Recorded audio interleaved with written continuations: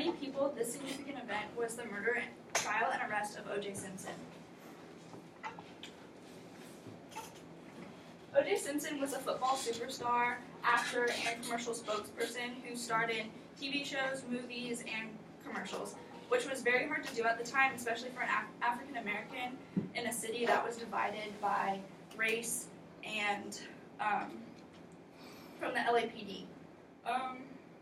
In an article titled, "Is Justice Colorblind?" written on November 18, 1994, Katie Monagle stated, "Simpson was such a star that many say he transcended racial boundaries. Americans of every stripe admired him." O.J. met Nicole in 1977 when she was 18, working as a waitress, and they dated for a few months, or a few years, and then got married, and had 2 kids, Sydney and Justin, and moved to Brentwood, LA, which was a very safe, white, and wealthy neighborhood in Los Angeles. And now that you know a little bit of background about O.J. and his relationship with Nicole, I want to talk about my 3 main points, which will be the crime itself, the evidence and arguments for the prosecution and the defense, and the element of the race card within the trial and the U.S. justice system. Many would say that O.J. and Nicole were a perfect couple, but they actually had a very unhealthy relationship, and Nicole placed several calls to the LAPD throughout their marriage with complaints of domestic abuse, and she would call and say, "He's going to beat the shit out of me," and even on one occasion, she stated, "He's going to kill me." But O.J. was never booked for domestic abuse charges because he always found a way to reconcile with Nicole and get her to believe that he would stop. But after 7 years of this, they finally divorced because of irreconcilable differences. On June 12th, 1994, just a few months after they had gotten divorced, Nicole Brown Simpson and Ron Goldman were found stabbed to death outside her condo in Brentwood. Simpson was the prime suspect immediately because he was the ex-husband. He had a history of violence, and the LAPD arrived on the scene and found evidence that he had been at the crime scene when it took place.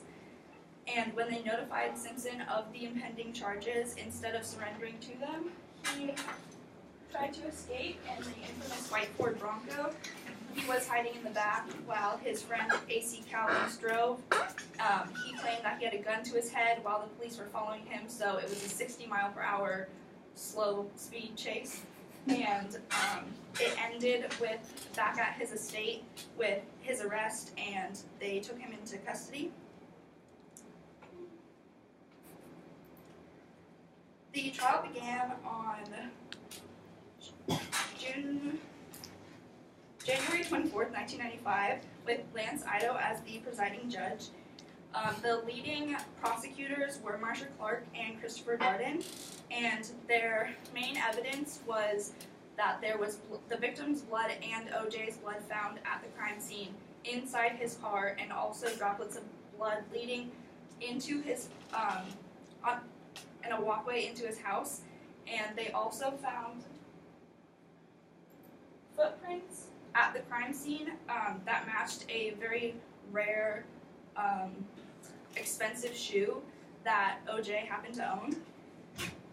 They also brought to light the history of domestic abuse that Nicole had suffered from O.J., and that gave him a motive behind it. O.J. Simpson's dream team of 9 different lawyers included prominent attorneys such as Robert Shapiro, F. Lee Bailey, Johnny Cochran, and Robert Kardashian. They poked holes in the prosecution's evidence by questioning the handling of it, and they also exposed Mark Furman, who was the detective on the case, as a racist by showing police tapes in the courtroom of him repeatedly saying the N-word and other vulgar terms towards African Americans, even after he denied doing that. This underestimated his credibility, completely got rid of his credibility, and they created theories that he was a racist, so he planted the evidence to frame O.J. Simpson for these murders. Later in the trial, O.J. was asked to try on the gloves by his attorneys, them knowing that the blood would have shrunk the material, and so obviously they didn't fit. Both the prosecution and the defense gave their closing statements asking the jury to make the right decision, and after a 10-month